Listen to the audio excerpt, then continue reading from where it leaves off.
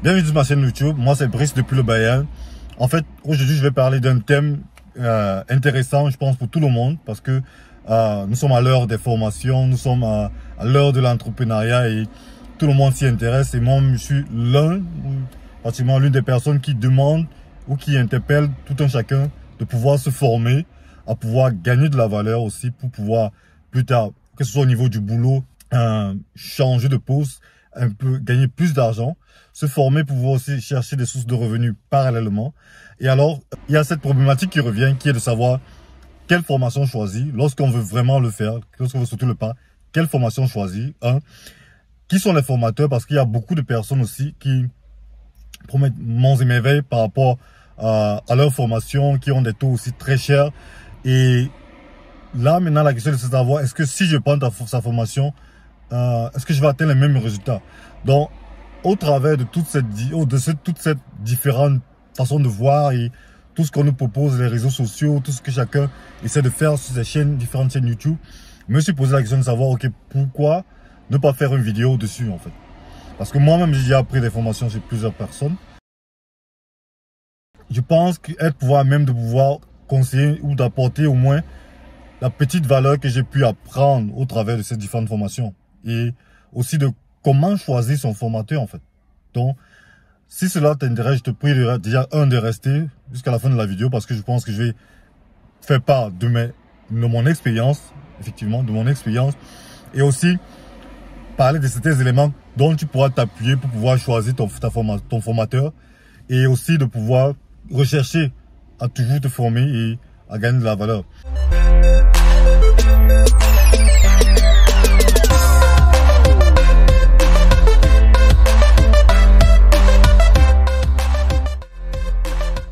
Alors, pour commencer, il faut être très clair. C'est-à-dire, moi, comme je disais auparavant, moi, je suis l'une des personnes qui pensent que se former est avantageux. Pourquoi?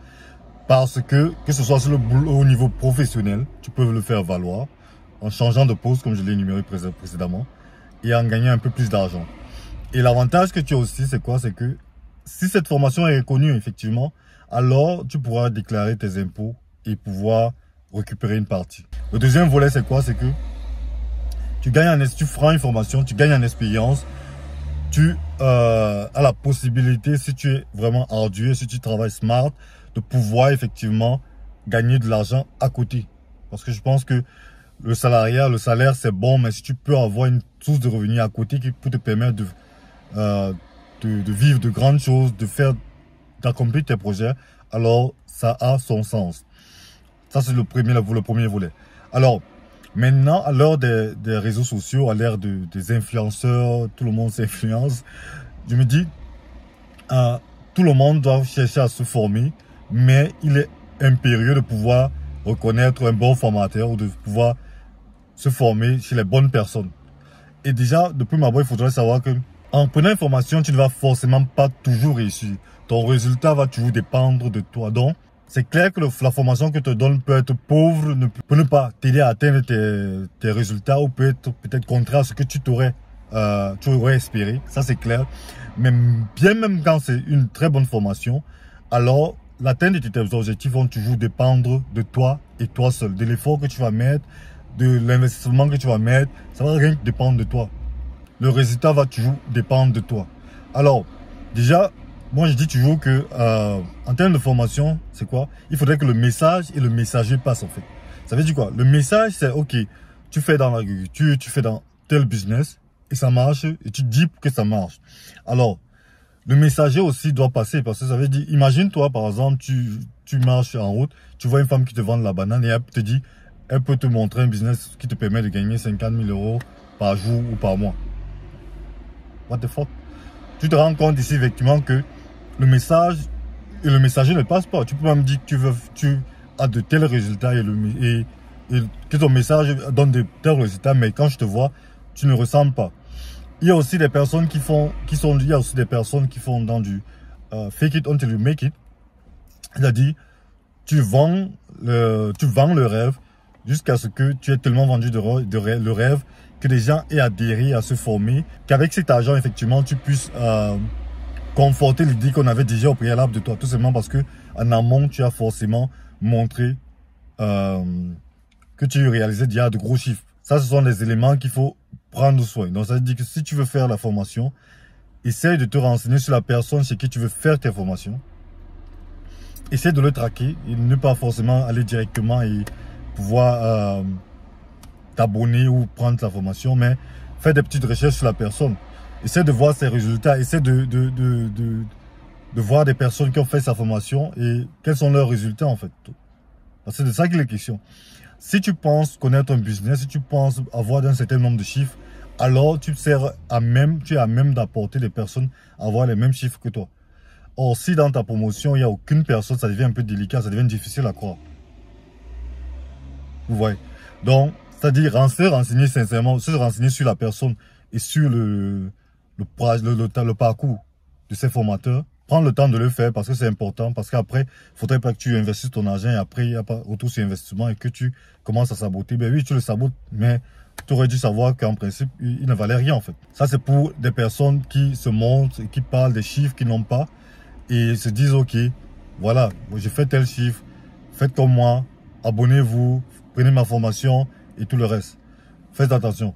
Moi, personnellement, j'ai eu à prendre une formation en e-commerce et je me suis renseigné sur la personne, mais c'est que j'ai aussi appris à comprendre avec ces formateurs, bien qu'ils aient par exemple des résultats ou pas vraiment, parce qu'il faudrait toujours, la personne doit toujours faire du marketing. Si tu veux vendre quelque chose, forcément, il faut vendre le rêve pour que les personnes adhèrent et puissent te suivre en fait.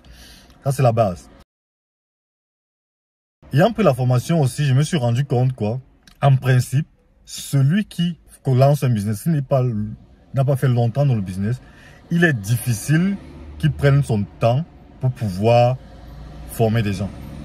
Ça veut dire quoi? Tu ne peux pas découvrir un business et aussitôt tu commences à former les gens parce qu'il faudrait que toi-même tu aies épuisé le business. Je m'explique. Imaginons que tu es dans le dropshipping ou tu es dans le e-commerce. Ok, tu as fait des premiers, tu es parti, tu as acheté des produits qui sont en Chine par exemple.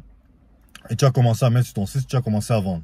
Et aussitôt, tu veux commencer à former les gens. Je pense que ça ne va pas. Pourquoi? Parce que tu devrais prendre le temps de t'asseoir dans ton business, d'avoir du chiffre, de pouvoir scaler ton produit. C'est-à-dire si tu sens que c'est un produit qui te donne, un produit winner comme on l'appelle, si c'est un produit qui se fait vendre, alors tu dois prendre de grandes quantités, tu dois essayer de scaler ton business, tu dois essayer de faire du targeting et du retargeting, les lookalikes et tout ce que ça comporte en fait. C'est-à-dire agrandir ton audience pour pouvoir vendre plus et t'asseoir sur le business. Prendre la possibilité d'avoir déjà des agents sur place pour pouvoir acheminer tes achats et tes ventes.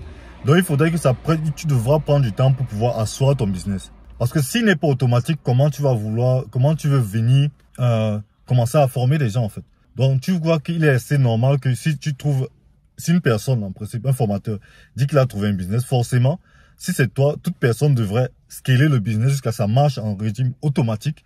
Et dès que ça marche en automatique, forcément, c'est en ce moment-là, quand tu as employé plusieurs personnes qui font déjà des tâches chronophages, c'est à ce moment-là que tu pourras passer à autre chose, chercher d'autres produits peut-être, afin de pouvoir alimenter encore ta boutique online ou peut-être te pencher sur le côté formation. Mais avant d'avoir récupéré tout l'argent qui est dans ce domaine, vraiment, on te dit que tu deviens formateur, ça devient compliqué. Donc, il faut faire attention parce qu'il y a beaucoup de personnes qui disent faire des chiffres. Généralement en e-commerce, ça c'est ce que j'ai compris aussi avec le temps, qui disent faire des chiffres, mais en principe, leur business, ce n'est pas de vendre, mais c'est plus de vendre des formations. Il y a des personnes qui disent faire des chiffres, acheter, être grossiste et monter, c'est descendu, mais non, je vous assure, c'est pas vraiment ça leur business. Le business, c'est vendre des formations. C'est-à-dire, ayant placé déjà l'accroche, c'est-à-dire, ayant placé déjà l'accroche selon laquelle, ok, je suis tel, j'ai un mode de vie tel, je voyage, je me bouge, j'ai fait ceci, j'ai acheté tel, j'ai un revenu de tel.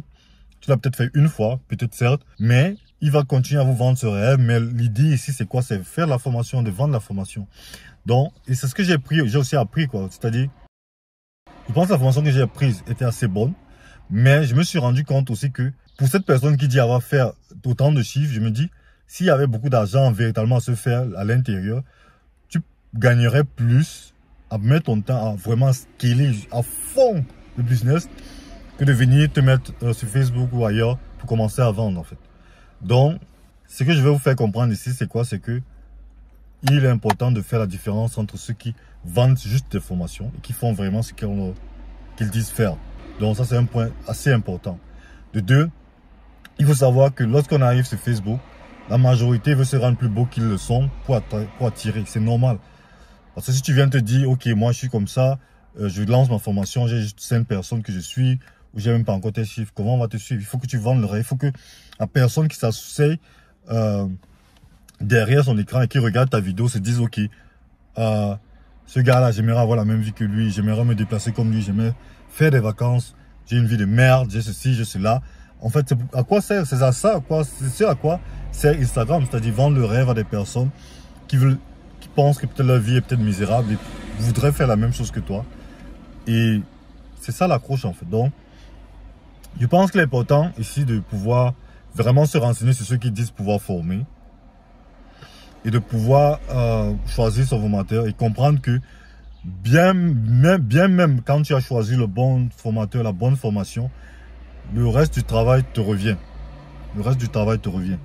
Et aussi, moi je pense que avec le temps, avec les 2 formations que j'ai dû apprendre, je pense que avoir des formations online où tu as peut-être 20 heures de formation, c'est bien, mais on n'a généralement pas trop de temps. Donc c'est difficile parce que tu dois faire la vidéo, tu dois le faire, tu vas faire, en fait, 16 heures de vue, peut-être, imagine une formation avec 30 heures de vue. Au départ, je dis c'est facile, ok. Bon, 30 heures de vue, je m'y mets. Mais sauf que le temps que ça va te prendre pour voir ces 38 heures de vue jusqu'à finaliser, si tu n'es pas à fond à l'intérieur, si tu as des enfants, si tu as toutes ces occupations, il faudrait que tu sois discipliné pour pouvoir finir avec ta formation et de pouvoir l'implémenter. C'est-à-dire l'implémenter et pouvoir encore l'implémenter de la bonne façon et trouver ton chemin après avoir testé plusieurs choses. Ce qui fait qu'à la fin, tu as on te montre par exemple 10 chemins et tu dois frayer ton chemin à l'intérieur. Ça devient un peu difficile. Moi, je pense de mon humble avis avec ces formations qu'on finit généralement pas parce que ça prend du temps, parce que c'est long. Je me dis, l'accompagnement, c'est le meilleur. C'est meilleur en fait quand tu te fais accompagner. Sauf que pour le formateur, ça coûte beaucoup d'énergie et beaucoup de temps et c'est pas scalable. Il ne peut pas scaler en faisant des formations accompagnées. Ou c'est toujours lui qui doit répondre à vos questions. Donc, je pense que c'est assez difficile. Sincèrement, c'est assez difficile. Dans un mot de fin, je dirais quoi? Je dirais, pour toute personne qui veut se former, essayez de vous renseigner sur la personne chez qui vous prenez l'information ou la formation. Essayez de voir son parcours. Si vous l'avez suivi dès le départ, vous allez forcément voir ses parcours. Et si en prenant forcément ses formations, je me dis vous gagnez en temps dans la mesure où vous ne faites plus les mêmes erreurs que lui. Et vous l'avez vu évoluer en fait. Donc, il a de l'expérience. Forcément, il a échoué. Et je pense là où vous gagnez en échouant, plus là où il a forcément échoué. Est-ce que vous allez atteindre les mêmes résultats que lui? Là, c'est une autre chose. Tout dépendra de vous. Essayez de voir dans son cursus qui sont ses élèves ou quels sont les résultats de ses élèves. Parce que je pense que c'est important. Pour ne pas peut-être être déçu à la fin. Même si une formation ne vous a pas aidé, que vous avez vraiment l'envie d'entreprendre, forcément, je me dis, quelque part, vous allez retomber sur autre chose et à la fin, trouver votre chemin. Est-ce que tous les formateurs ont vraiment les chiffres qu'ils disent avoir? Je pense pas. Parce qu'il faut vraiment, ici, en termes de marketing, il faut vraiment montrer qu'on est exceptionnel. Vendre du rêve d'abord, même si c'est pas du rêve. Vendre une image et pouvoir attirer beaucoup de personnes. Posez-vous juste la question de savoir est-ce que véritablement c'est son business qui lui donne de l'argent ou c'est plutôt les formations. Parce que je me dis, si tu as trouvé un business, il faut que tu y vas à fond. Tu prends assez d'argent dans ce domaine, tu l'automatises. C'est seulement quand tu l'auras automatisé que tu pourras véritablement vendre des formations. Et c'est comme ça que les deux piliers, c'est-à-dire ton business en soi et la formation, ferme le cercle en fait. Donc, pensez-y et toujours parce que c'est assez important. Parce que alors, si on parle de formation par-ci, par-là, alors, à vous de voir. Alors ça, c'était ma petite contribution en termes de formation. Cherchez les bons formateurs. Et beaucoup de personnes vont souvent dire, ok, telle personne commence à former, il a fait quoi pour commencer à former? Qu'est-ce qu'il a fait? Quels sont ses résultats? Ça, c'est vrai, mais je me dis, il y a des formations, il y a formation et formation. C'est comme par exemple sur le net, par exemple, online, que ce soit pour apprendre à programmer ou pour apprendre un tel langage, pour apprendre une plateforme, un outil ou Internet et tous ces trucs online. Je pense que tu n'as pas besoin forcément de passer un degré ou un certificat pour forcément apprendre certaines choses à certaines personnes. Ça va toujours dépendre de ce que tu vas apprendre. Si il faut comment faire la publicité sur Facebook, tu n'as pas besoin de certificat pour le faire. Donc, ça va toujours dépendre de ce que tu promets à ta clientèle. Donc, mais pour des petites choses, pour des petites formations en termes d'outils, utilisation de programmation et tous ces autres trucs, je pense que c'est assez cool. Mais maintenant, ce thème d'éclivage, d'agriculture, c'est un truc que tu dois être sur le terrain pour montrer en fait. Donc, tu dois être sur le terrain, on doit pouvoir voir, tu dois pouvoir montrer. Moi, je pense que si tu es vraiment sûr de tes résultats, tu n'auras aucun problème à les montrer. Donc, essayez de poser, de titiller par exemple ces formateurs, essayez de leur montrer, demander leurs résultats et s'ils vont convaincre, alors vous lancez. C'est tout ce que je peux dire. Mais de toutes les façons, je pense que au lieu de rester dans le statu quo, il est important de pouvoir rechercher à se former quand même. Donc, ça c'était ma petite contribution. À plus. Ciao.